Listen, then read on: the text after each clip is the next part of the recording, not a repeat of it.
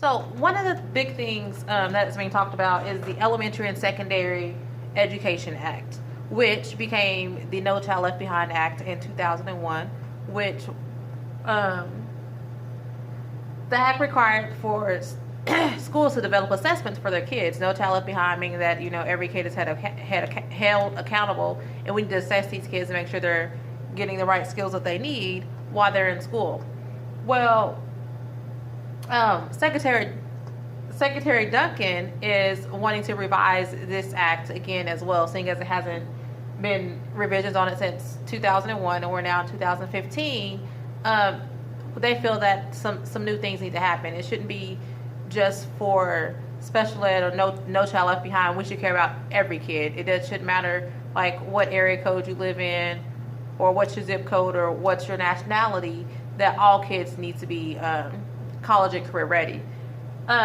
When talking to some of my representatives, one said that public education is a cornerstone of our democracy. Getting a quality education is a civil right for each and every child in America. So pretty much that every child needs to have an education. We need to put more of our focus into education and learning, and not putting all of our focus into testing. Having taught for the last couple of years, a lot of it is somewhat teaching to the test, because we are being held accountable for all these tests that our students are taking. And I feel like if there was more learning put into education, then education is going to be more fun and kids are going to be able to learn more. But having all the pressure of the testing and getting through all this information before the deadline is making our kids, I feel like our classrooms, not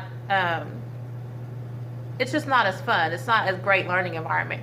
And then you have the issue of some schools getting more funding than other schools, and so the schools that aren't getting as much funding are not getting as many resources, which means their kids aren't actually getting the knowledge that they need to, because they don't have what they need to succeed. And then you have other students in different districts that are going to schools that have all these resources and have everything they need, and are getting online classes, and they're getting college classes, and they have the AP classes and all these things they have, them college and career ready. It's kind of not, it's not the same playing field. So these laws, they're talking about trying to make everybody have equal across the board.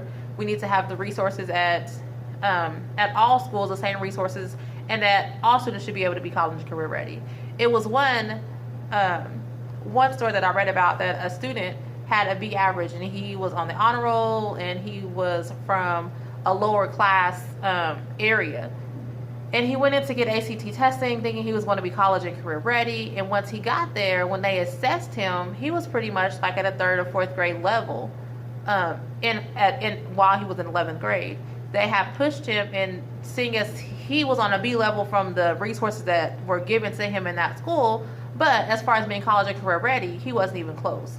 So if we had these resources and this funding into every school across the board, because every child should have that opportunity to be college and career ready and to have those skills, then I believe that it'll make education, it would definitely make education better than where we are today.